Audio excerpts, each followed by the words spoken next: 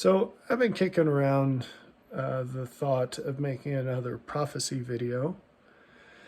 And that's not what this is going to be per se, but related to that, I think I have reason to believe that there are quite a few people out there that might watch this that currently don't understand just to what extent things are going to change and how quickly, and specifically how this is going to apply to your day-to-day life. So I want to focus on that, and if I can navigate this the way I intend, you should come away from this with a better understanding of how your way of life is going to drastically change in all likelihood in the next short while. And the hope with this, when we look at changes that we could make to orient ourselves more fully with the best that we can imagine across all things in our lives, a lot of times the obstacles that we perceive that persuade us not to do so are illusions. They're not,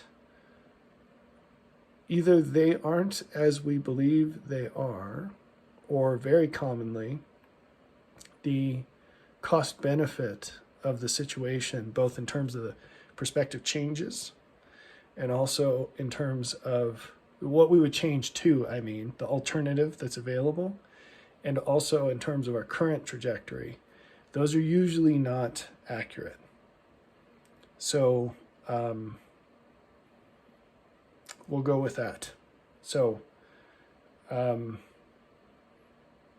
terms of the near future, what I'd like to do is just jump around a few specific examples of things that have happened in the recent past and make a really brief case to sort of generalize this and suggest where this might be going in the future. So, in the recent history, what we saw was that government pushed hard to force a lot of people to do things that they believed were not the best thing to do. And a whole lot of people went along with that under the false presumption that the government had any idea what was best for them. And I should say the public too. We can't put this all on the officials, but a whole lot of people thought that they had much greater confidence in their understanding of what was beneficial than they should have, and they did not have a very clear idea of just how wrong they could be and what degree of detriment could be caused by that. We'll leave it at that. So, recently, there has been, well, actually, it's been going on for quite a long time. There's been this long path with very recent significant uptick in activity of things like a central bank digital currency, or some other way for the central banks of the world to make direct payments to individuals. Historically, without getting into tons of details, their meddling has been limited to working with other banks. So, putting that directly into the hands of people, in the end, would result, because it would be used to quote unquote drive policy. So what you can imagine this would look like is anything that political forces wanted to promote would be coerced on the population. Population would be coerced to do through the means of issued currency directly to people, and this would be limited in how it would be spent. This is not theoretical. These people have written white papers on exactly what they want to do, and the policies have been suggested and worked over by committees and things. And so if they wanted to push electric cars, then they would give people money that you can only spend on electric cars. If they wanted you to spend money on certain things in a certain time period, they'd give you money and then they put a time limit on when you could spend it. So just recently, the Brazilian government, which has been experimenting with so-called universal basic income, I say so-called because this is one of many tricks to get the populace to buy into something that can never ever be what it's purported to be. And universal income is never universal. They're not dumb enough to believe that that would ever work, but they call it that because they know you're dumb enough to believe them. And then what they do is they instantly, before the first dollar or whatever the currency is in this place, before the first unit of money changes hands, what they do is set rules on who gets it. And the first set of rules tends to be income-based rules. So right off the bat, it's not universal. It's welfare. It's just for poor people. And then they add layers of other requirements. Okay? And this is the point. This is the point. So we'll develop this more fully. So in the case of Brazil, as they're rolling this out, their president just said, by the way, you have to be fully vaccinated to get this money. Boom, right there. So that's interesting. Okay, so let's kind of like zoom out a little bit and just look at what we know is already the case. So governments like to tie their handouts to getting people to do the things that they want them to do. That's just well established, right? Brazil's just the most recent. This happens all the time. Okay. What else? And we know that the central banks of the world have been salivating to be able to give direct payments to people that they would absolutely tie to specific things and specific time frames to drive people to do what they want them to do. Okay? Now, this is all happening amidst a sudden collapse in the value of the world's currencies, our dollar notwithstanding here in the US. So you've got a whole lot of people a lot poorer than they would otherwise be. At the same time as central banks are pushing these direct payments, at the same time that governments did give direct payments during COVID, and they also slapped all kinds of weird rules on that. The personal stimulus checks had rules in terms of income limits, but and children or not and all this other stuff. The business ones had some really weird rules. You're probably insulated from this if you don't have a business, but very arbitrary lines of if you made this much, you get this much, if it was in this quarter but not that quarter, just pages of arbitrary rules that in many cases made the difference. You know, if a company had made $100 more in a certain quarter or not fired this person at this specific time, if they'd waited 2 weeks, you know, you're talking $100,000 difference in what the government would have given you. Just ridiculous things like that. And anyone familiar with the welfare system knows all about the ridiculous limits that they, like, you know, people don't go and work an extra 10 hours a week, even though they could, because if they do, they'd lose a lot more than 10 hours worth of welfare benefits. So silly things like this, because the more centralized something gets, the less well it will fit particular cases. That's just a fact. And then mix this with this megalomania of these people in power and the specific delusions they happen to believe in, we're in big trouble. Big trouble. Okay? So, what if there were a situation where, so now I'm giving you particulars that I'm not saying are going to happen. I am inviting you to focus on the general stuff. And then whatever particulars happen, you're going to look at the general stuff and say, wow, okay, yeah, that lines up, that lines up, that lines up. So prep for the general stuff, because the general stuff is really obvious. When you have to predict particulars, it gets really hard. But the general stuff, that the writing's on the wall. So let's say that stuff gets really freaking expensive, like even more than now, although it's really bad now. Okay. And then, you get this weird carbon tax on your car. If you drive a gas car, all of a sudden the government's going to charge you 25 cents per mile or something. So your cost for driving goes through the roof. And let's say you live in a rural area, which, by the way, is disproportionately not aligned with the governing party. So in other words, they don't have much to lose by alienating those people who will probably forever have a minority vote from this point on because of the demographic shift. So it used to be that as people got older, they started to move away from voting for left-leaning policies.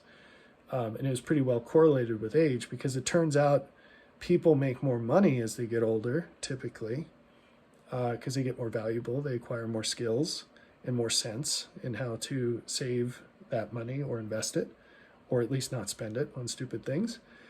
And that isn't the case anymore. So, and then, of course, the normal split in people, say, under 30 doesn't really exist anymore. It's all one way. So that's the demographic change I'm talking about. So anyway, so suppose that things like a per mile gas car tax come along, or they just make it illegal for car companies to make them and they phase out over time. Or as the cost of things increase, stores in rural areas shut down. My point is that between all of these things, let me finish the tirade here. Or they start pumping money into the hands of very specific groups of people who aren't you. And so the people who, like you, aren't them, will end up disproportionately impoverished because you're less cushioned from inflation than they are. Does that sound theoretical?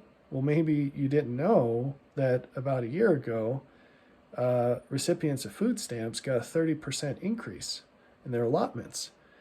Coincidentally, right about at the time that the cost of food went up by about 30%. Isn't that interesting? I didn't get a 30% raise at work, and you probably didn't either. So we just get to pay more for our food, right? So things like that are already happening. So what if that just keeps happening, right? Doesn't take a drastic change. What if it just keeps happening?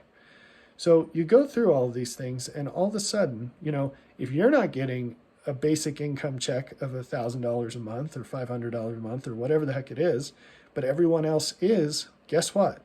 The price of everything goes up, and you get to pay more while having the same amount of money, and they get to pay more, but they have more money to pay.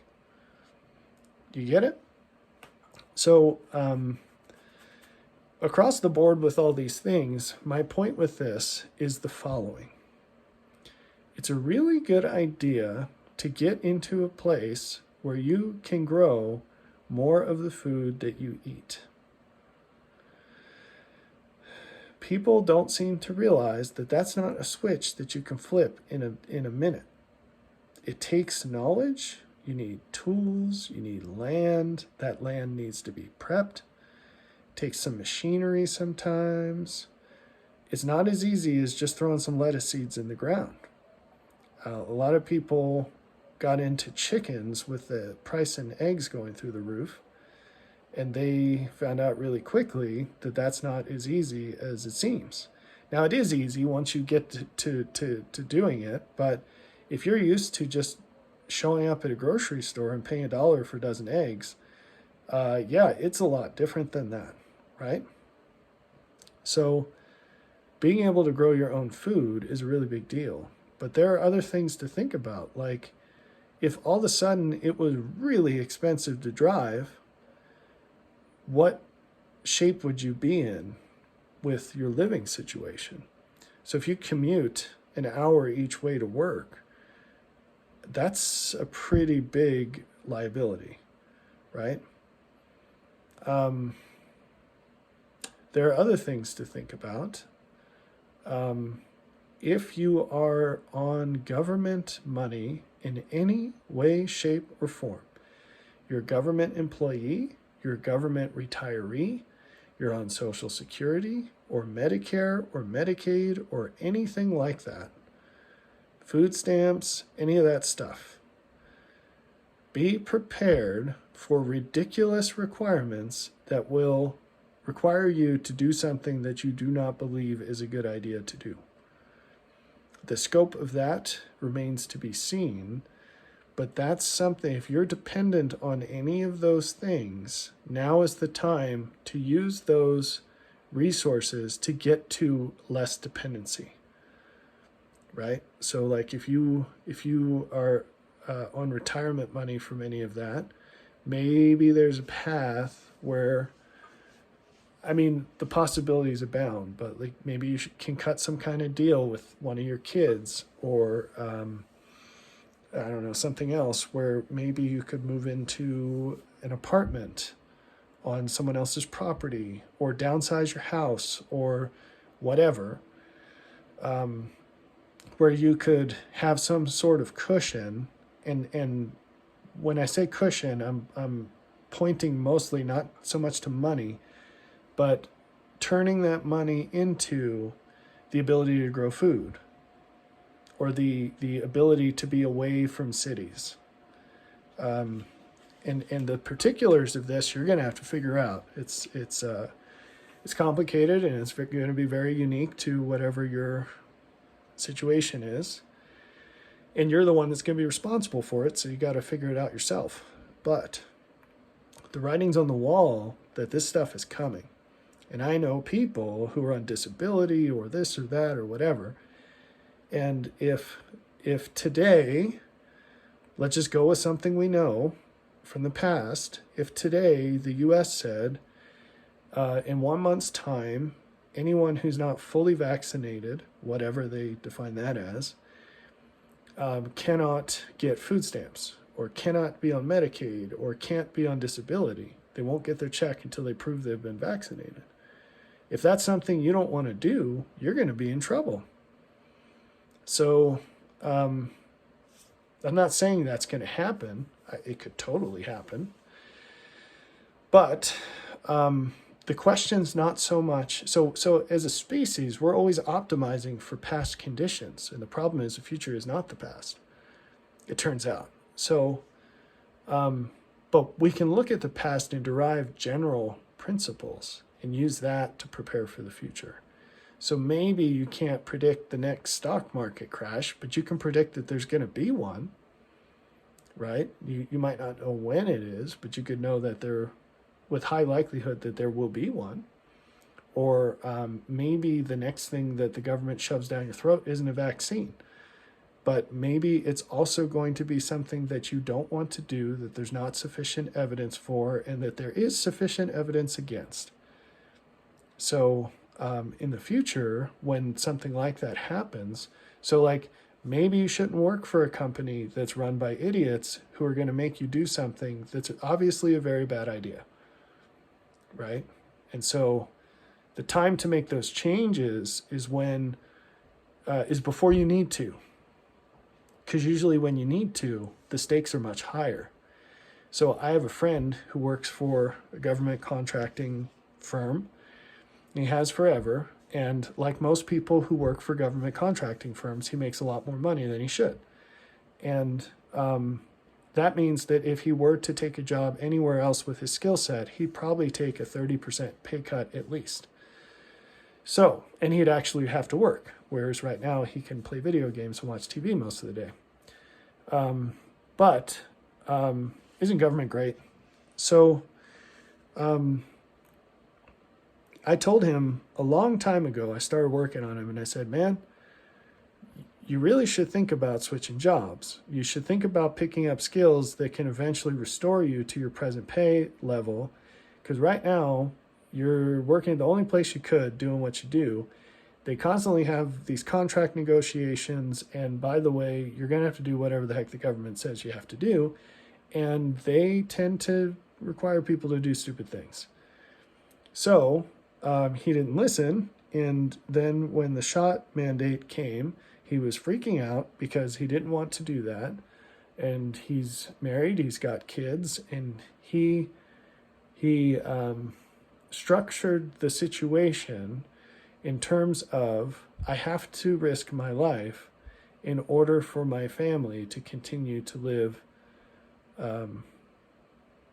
not live, period, but, according to whatever standard of living they have. Now, the funny thing about it is his wife doesn't work, and he had a long time to figure this out. And my point with this is it really wouldn't have been that much hardship for him to say, hey, we're not going to do this, we'll figure it out. We should have figured it out sooner, but we'll figure it out now. It's like that saying, the best time to plant a fruit tree is 7 years ago, the next best time is right now, because it takes a couple of years for them to start bearing. So that didn't happen. He got shot. He's still alive, but who knows what the future holds. So, if someone came and they had a revolver and there's 6 chambers in there, and they put 2 bullets in there and they spun it and they said, now put this to your temple and pull the trigger, you probably wouldn't want to do that. If you had the choice between doing that and quitting your job, this is, an arbitrary situation, but let's just say, right? They said, you either pull the trigger or you quit your job. Those are your only 2 choices. Then you'd probably just quit your job, right? Because there's a really high chance that you're going to die. And in his case, it's like he's doing this for his family. Well, not exactly, because if he dies, his wife doesn't work. His wife can't really make any money because she hasn't worked. She doesn't have career options open to her. And they're going to be better off at that point. So it's just a question of running the odds, right? So people do irrational things when they ought to be preparing for what's obvious, and then when what's obvious happens, what's obviously going to happen happens, they just double down on the irrationality. And that's really unfortunate, right? So, pay attention to the writing on the wall, and don't just float downstream, because it's going to get worse. It's not going to get better. It's going to get worse. And if people are doing certain things now, they're just going to do worse things later. And so now is the time to get to a place in your life where you're less dependent on the grocery store, you're less dependent on the government, you're less dependent on neighbors acting like human beings, because all of those things are going to be shown to be really bad ideas, those dependencies, in the time to come. If it's not already obvious, it'll just get more and more obvious, like someone's turning up a knob. So anyway, that's my rant. I hope that's more practical. I'm just going to hit you with stuff. If I do this prophecy video, I'll just hit you with stuff and not really extrapolate anything from it. But hopefully this gives you some practical things that you can think about and work on, because now is the time. And however difficult it is, I promise you it will just get more difficult. So don't do things that don't make sense. And that goes both ways. So if what makes sense is making the changes, it will make even more sense later, but the benefit to you will be greatly reduced if you wait. So if it doesn't make sense, don't do it. But that includes the changes, and also it includes avoiding changes if those don't make sense to make. And it also includes making them if it makes sense to make them. Because the thing that doesn't make sense is to stay the same. Keep your behavior the same when the conditions have clearly changed. So those are some thoughts.